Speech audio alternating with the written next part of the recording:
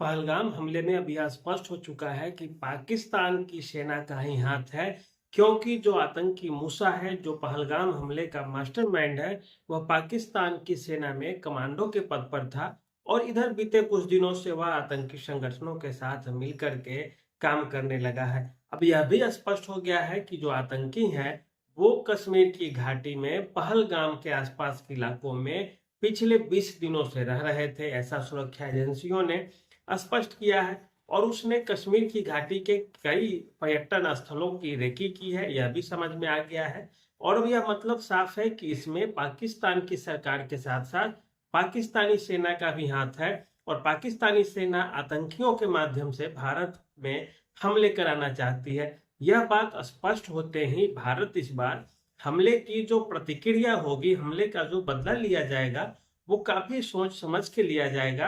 और इसके लिए भारत सबसे पहले दबाव की राजनीति शुरू किया है और भारत इसके साथ ही साथ अपनी रणनीतिक तैयारी भी शुरू कर दी है।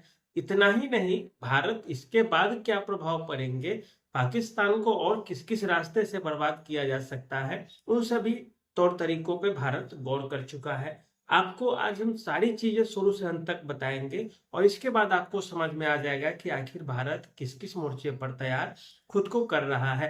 तो अब देखते हैं, सबसे पहले बात करें, भारत पानी रोक देता है, सिंधु नदी का पानी रोक देता है, लेकिन वो पानी खर्च कहाँ करेगा ये नहीं बताता है।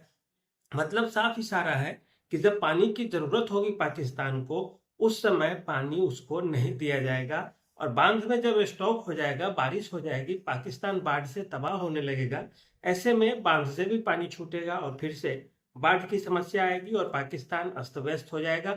उसकी इकोनॉमी अस्त व्यस्त हो जाएगी, उसके सेना जो होंगे वो अस्त व्यस्त हो जाएंगे और भारत के पास उस समय भी फायदे उठाने का समय होगा। इसके बाद हम बात करते हैं हवाई क्षेत्र को बंद करके।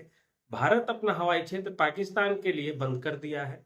पाकिस्तान के लिए बंद करने का मतलब है कि अब बांग्लादेश से, थाईलैंड से, म्यांमार से, तमाम जो पूर्वी देश है वहां से पाकिस्तान जाने वाले जो फ्लाइट है, उसको भी हिंद महासागर में चक्कर काटते हुए जाना होगा, जिससे पाकिस्तान को काफी ज्यादा खर्च करने पड़ेंगे। तेल की कमी से पाकिस्तान ऐसे ही जूझ रहा है और आगे उसको नुकसान होता हुआ दिखेगा। इसके बाद हम बात करते हैं सैन्य मामलों से, किस तरह से भारत ने घेराबंदी कर दी है। जमीनी स्तर पे आप देखें तो जमीन से जो सीमा जुड़ी हुई है पाकिस्तान की भारत के साथ, भारत धीरे धीरे वहां पे पुलिस प्रशासन को अलर्ट मोड में रख के किसी तरह की घुसपैठ ना हो, मिलिट्री को आगे किया जा रहा है। सेना जैसे जैसे बॉर्डर के नजदीक पहुंचेगी, वैसे वैसे भारी साजो सामान असलहे जो होते हैं, टैंक, मिसाइल गाइडेड सिस्टम, इसके अलावा मिसाइल डिफेंस सिस्टम, तमाम तरह की जो चीजें हैं वो सीमा के आसपास जमा कर दी जाएगी। पाकिस्तान भी ये चीज कर रहा है, पाकिस्तान भी अपने अंदर सेना को डिप्लॉय कर रहा है बॉर्डर के इलाके में। वो भी मिसाइल डिफेंस सिस्टम, राजस्थान का जो लोंगे वाला पोस्ट है उसके आसपास देखा गया है कि पाकिस्तान मिसाइल डिफेंस सिस्टम के साथ सेनाओं की तैनाती को बढ़ा रहा है राजस्थान की सीमा पे। और इसका मतलब अब साफ है कि यदि जंग छिड़ा भारत और पाकिस्तान से इस बार, तो भारत केवल कश्मीर के सेक्टर में या जम्मू के सेक्टर में सीमित नहीं रखेगा खुद को। भारत गुजरात से लेकर के कश्मीर तक तमाम जो सीमावर्ती इलाके हैं उस पर फायरिंग होगी, उस पर हमले होंगे और पाकिस्तान को इसका नुकसान उठाना पड़ेगा, भारत को भी उठाना पड़ेगा इन इलाकों में। इसके अलावा जमीनी बात तो बता दी गई। हवाई जहाज के माध्यम से जो लड़ाकू विमान है, फाइटर एयरक्राफ्ट है, सुखोई, राफेल, मिराज, जगुआर, तेजस जैसे जो लड़ाकू विमान है वो पाकिस्तान की सीमाओं की रेकी कर रहे हैं, भारत की जो सीमावर्ती इलाके हैं वहां पे उड़ रहे हैं, अभ्यास कर रहे हैं, ताकि किसी भी विषम परिस्थिति में हमला करना हो या कोई टारगेट लॉक करना हो या सरकार से कभी आदेश मिल जाए तो ऐसे में सीधे सीधे जाकर के क्रॉस बॉर्डर ऑपरेशन चलाने हैं। इसके अलावा आज आप सुने होंगे कि उत्तर प्रदेश में गंगा एक्सप्रेसवे पर भारत अपने फाइटर जहाजों को उतार रहा है, जिसमें राफेल से लेकर के, तेजस से लेकर के, सुखोई से लेकर के मिराज हेलीकॉप्टर तक को उतारा जा रहा है और उसको अभ्यास में लाया जा रहा है। और इसका मतलब सीधा सीधा सा है कि हम विषम परिस्थिति में खुद को कैसे तैयार रखें, रात्रि के समय कैसे ऑपरेशन चलाएं, रात में कैसे उतरने हैं रनवे पे। ये तो कहने के लिए है कि एक्सप्रेसवे पे हम ट्रायल कर रहे हैं, इशारा कहीं और है और वे सारे लोग सोच सकते हैं, समझ सकते हैं। तो जो वायुसेना है वो भी काफी अलर्ट मोड पे है। भारत स्वीडन से हथियार मंगाया है, स्वीडन से हथियार मंगाया कि टैंकों को कैसे उड़ाया जाए, बंकर्स को कैसे उड़ाया जाए, और स्वीडन ने तुरंत दे भी दिया है। पाकिस्तान को भी चीन की तरफ से मिला है, तुर्की की तरफ से मिला है। भारत के पास खैर 88% तो इसके पास अपने हथियार है जो खुद से बनाता है, फिर भी कुछ यदि जरूरत पड़ती है तो बाहर से मंगा रहा है। बराक मिसाइल जो इजराइल से है लिया गया है, हेरोन ड्रोन है वो है, MQ-9B जो रिपर ड्रोन कहा जाता है अमेरिका से खरीदा गया है वो है। तो भारत के पास हथियार की बात की जाए तो पाकिस्तान से कई गुना ज्यादा, 3 गुना 4 गुना ज्यादा हथियार है भारत के पास। भारत के पास अमेरिका से खरीदा हुआ अपाची हेलीकॉप्टर है, चिनूक हेलीकॉप्टर है, इसके अलावा कई सारे ड्रोन हैं अमेरिका से जो लिए गए हैं। तो इस तरह से देखें तो हथियार की कमी भारत के पास न पहले से रही है और न आगे होने वाली है, और भारत के पास एक तरह से 1.5 महीने का रिजर्व है, 1.5 महीने का स्टॉक है भारत के पास। भारत तो कहता तो है कि 40 दिन का ही मेरे पास युद्ध सामग्री है उपलब्ध, लेकिन डिफेंस में यदि आपको कहा जाए कि मेरे पास 7 दिन का है स्टॉक, तो आप यकीन मान के चलिए कि वो 20 दिन का होगा, 15 दिन का होगा। तो भारत 40 दिन का कह रहा है, तो इसका मतलब है कि भारत के पास 2-3 महीने का स्टॉक तो है ही है। इसके अलावा बात करें, अब पानी के रास्ते से भी भारत काफी प्रयास कर रहा है कि पाकिस्तान को घेर लिया जाए। इसके लिए 2 बड़े जहाज हैं जो पाकिस्तान को नानी याद दिला रहे हैं। पहला है जो बड़ा ही अत्याधुनिक किस्म का जहाज है पानी वाला, INS सूरत, जिसका नाम है। सूरत के तटीय इलाकों में भी वो पहुंच चुका है, नाम भी सूरत और जगह भी सूरत। और ऐसे में आप देखिए तो सूरत जो है मिसाइल विध्वंसक जहाज है, दुश्मन के तरफ से जो मिसाइल से हमले होंगे उसको वो काटेगा, उस मिसाइल को गिरने नहीं देगा, और साथ ही साथ वो मिसाइल दागने में भी माहिर कहा जा रहा है। इस समुद्र के रास्ते से भी भारत इस बार हमला करने की योजना बना रहा है। INS विराट, जो हमारा INS विक्रांत जो है, उसके माध्यम से वो हमारा जो है ये फाइटर एयरक्राफ्ट को ढोने वाला है। उसके हिफाजत में कई सारे जहाज चलते हैं, एक के साथ में 2-2 3-3 चलते हैं कि उस पर भी हमला न हो जाए। और वो हमारा एयरक्राफ्ट कैरियर है INS विक्रांत, और उसके माध्यम से हम कराची के बंदरगाह को आसानी से टारगेट कर सकते हैं, उसे उड़ाया जा सकता है। और पाकिस्तान को ये डर बहुत पहले से है कि हमारे जो कराची पोर्ट है, जो सबसे बड़ा पोर्ट है पाकिस्तान का, उसको भारतीय नौसेना यदि उड़ा दी और अरब सागर में जो रास्ते हैं उसको घेर दी, पाकिस्तान का कनेक्शन यदि खत्म कर दिया गया INS सूरत और INS विक्रांत के द्वारा, तो फिर स्थिति बड़ी विकट सी हो जाएगी। और पाकिस्तान की जो नौसेना है भारत की नौसेना से मतलब 8 से 1/8 भाग ही है, अर्थात पाकिस्तान की नौसेना से भारत की नौसेना 8 गुनी ज्यादा बड़ी है। और अरब सागर में ब्लॉकेज होगा तो पाकिस्तान का कनेक्शन खत्म हो जाएगा। और पाकिस्तान को इस बार ज्यादा शक और संभावना दिख रही है कि पाकिस्तान पर इस बार नौसेना के सहारे ही हमला होंगे, अरब सागर से हमला होगा। गुजरात के कोस्ट गार्ड को अलर्ट मोड पे रखा गया है। भारत प्रैक्टिस कर रहा है फायरिंग की, जहाज पे कैसे गोले दागने हैं, हवाई जहाज पे कैसे दागने हैं, कोई टोही विमान आया तो उसको कैसे मार गिराना है जहाज के ऊपर से, इसका अभ्यास किया जा रहा है भारत के द्वारा। और पाकिस्तान इसी से ज्यादा, सबसे ज्यादा डरा हुआ है। तो आपको हमने बता दिया कि सेना के स्तर पे क्या तैयारी है, वायुसेना के स्तर पे क्या तैयारी है, इंडियन नेवी के स्तर पे क्या तैयारी है। अब अंतर्राष्ट्रीय संबंधों की बात करते हैं। अमेरिका के जो डोनाल्ड ट्रंप हैं वो पहले ही अपनी समर्थन दे चुके हैं कि भारत को हक है, क्योंकि उन्होंने कहा कि मजबूत लोग, मजबूत देश मजबूत फैसले लेते हैं। इशारा साफ था कि भारत मजबूत है, प्रधानमंत्री मोदी मजबूत है तो मजबूत फैसला लेंगे, मतलब बॉर्डर पार करेंगे। इसके अलावा इटली से भी जो मेलोनी है, मेलोनिया जी, तो वो भी अपना इरादा स्पष्ट कर चुकी है। अफगानिस्तान, नेपाल, श्रीलंका, तमाम जो देश हैं आतंकी हमले की निंदा कर चुके हैं। फ्रांस साथ में है भारत के। हमले के बाद राफेल M का डील किया गया है, मतलब इरादा साफ है, फ्रांस साथ है, अमेरिका साथ है। ब्रिटेन और अमेरिका अपने खुफिया एजेंटों को पाकिस्तान में एक्टिव कर रहा है, अलर्ट पे रखा है। मतलब साफ है कि ब्रिटेन और अमेरिका की नजर भी है पाकिस्तान पे। पाकिस्तान में आतंकी हमलों की संख्या में भी बीते दिनों वृद्धि हुई है। मतलब साफ है कि कुछ न कुछ होने की संभावना है और कहीं न कहीं से कुछ न कुछ दाल गलाया जा रहा है। अंतर्राष्ट्रीय स्तर पे पाकिस्तान की किरकिरी हो रही है। चीन और तुर्की, अजरबैजान जैसे देशों को छोड़ दिया जाए तो पाकिस्तान के साथ कोई नहीं है। केवल 3 देश अब तक दिख रहे थे, चीन, तुर्की और अजरबैजान। भारत के साथ तमाम देश हैं। इसके बाद अब बात करते हैं हम पाकिस्तान को अंदर से कैसे तोड़ने की तैयारी चल रही है।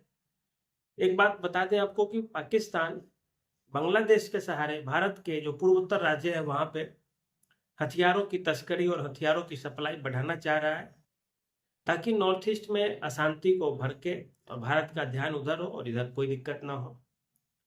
पाकिस्तान के जो उच्चायुक्त है, हाई कमिश्नर है, वहां के दूतावास के वे आतंकियों के साथ 2-2, 3-3 मीटिंग कर चुके हैं, बुला चुके हैं। ऐसे में इस बात की ज्यादा संभावना है कि आईएसआई बांग्लादेश के साथ मिलकर के भारत के खिलाफ कुछ न कुछ रणनीति बनाए। हालांकि भारत बड़ा सटीक जवाब देगा उसका, और बांग्लादेश के लिए बड़ा विकट समस्या हो जाएगी और बांग्लादेश फिर से अस्थिर हो जाएगा अगर ये चीजें सही है तो। दूसरी चीज है कि अब भारत बलूचिस्तान के मुद्दे को हवा देगा और बलूचिस्तान आने वाले दिनों में आजाद मुल्क की तरह दुनिया के नक्शे पर आएगा, प्रस्तुत होगा। भारत जो बलूचिस्तान का खुलकर सपोर्टर नहीं रहा है, भीतर ही भीतर जो हो, क्योंकि बहुत चीजें हम नहीं बोल सकते, तो ऐसे में अब बलूचिस्तान की मांग जो है, आजादी की मांग, वो भी अब प्रबल दिखेगी, उठेगी, भड़केगी और पाकिस्तान की नींद गायब होगी। गिलगिट बाल्टिस्तान जो पीओके का इलाका है, वो भी कब्जा करना हमारे लिए बहुत जरूरी हो गया, क्योंकि यदि हम उस पर कब्जा करते तो हम सीधे सीधे अफगानिस्तान जाने लगेंगे और पाकिस्तान से हमें कोई मतलब नहीं होगा, ना हमारे हवाई जहाज को, ना हमारे लड़ाकू विमान को, ना हमारे मिलिट्री को। हम सीधे सीधे अफगानिस्तान से 70-72 किलोमीटर चौड़ी पट्टी होगी और उसके सहारे हम आएंगे जाएंगे। और पीओके हमारे लिए तभी महत्वपूर्ण रहेगा, वो तो अभी भी है, जब पाकिस्तान को वहां से बहुत दूर खदेड़ दिया जाए। और इसके लिए अफगानिस्तान से मदद भी लेनी पड़ सकती है। तालिबान सरकार से बात चल रही है, समर्थन मिल रहा है। और यदि अफगानिस्तान भी अपनी धरती का इस्तेमाल पाकिस्तान के खिलाफ करने के लिए दे देता है तो भारत की एक बड़ी कूटनीतिक जीत हो जाएगी। बलूचिस्तान के मुद्दे पे हम बलूचिस्तान की मदद आसानी से कर पाएंगे और इसके बाद जो चीजें बचेगी वो हमें पीओके लेने में काफी मदद करेगा। और पीओके लेने के लिए ये स्वाभाविक है कि पाकिस्तान कुछ न कुछ तो रिटेलिएट करेगा ही जब हम हमला करेंगे वहां पे। तो इससे अच्छा है कि वहां के लोगों को ही जगाया जाए, लोग ही जग जाए और सीमा की ओर दौड़ पड़े और हम आसानी से मूव कर जाएं वहां पे, क्योंकि हमें अपनी टेरिटरी की रक्षा करने का अधिकार तो है ही। चीन भी कुछ नहीं बोलेगा, चीन कुछ सोच भी नहीं पाएगा, क्योंकि कोई भी देश बाहर से ही हवा पानी देता है, अंदर ही अंदर तो कोई कुछ नहीं करता। तो ऐसी स्थिति में भारत पीओके लेने के चक्कर में है इस बार। आज हो, 6 महीने में हो, साल भर में हो, 1.5 साल 2 साल में हो, आप देखते रहिए, पीओके भारत का अंग बन जाएगा। ये जो लड़ाई है आतंकियों के खिलाफ लड़ाई है, जिसमें भले ही सेना बैकिंग कर रही हो, सेना पीछे से खड़ी है आतंकियों के, क्योंकि भारत जब आतंकी हमले की बात करता है, उसका जवाब देने की बात करता है, तो फिर पाकिस्तान की मिलिट्री क्यों आगे आती है? पाकिस्तान मिसाइल क्यों तैनात कर रहा है सीमाओं पर? जानता है कि भारत आतंकियों को जवाब देने के लिए आतंकियों के ऊपर ही हमला करेगा। ऐसा तो है नहीं कि इस्लामाबाद में किसी मस्जिद पर जाकर बम गिरा देगा भारत। तो इसमें मतलब साफ है कि पाकिस्तान की सेना पाकिस्तान की सरकार को निष्कासित करना चाहती है और पाकिस्तान में फिर से सैन्य शासन लाना चाहती है और उसके माध्यम से फिर से सरकार चलाना चाहेगी सेना के माध्यम से।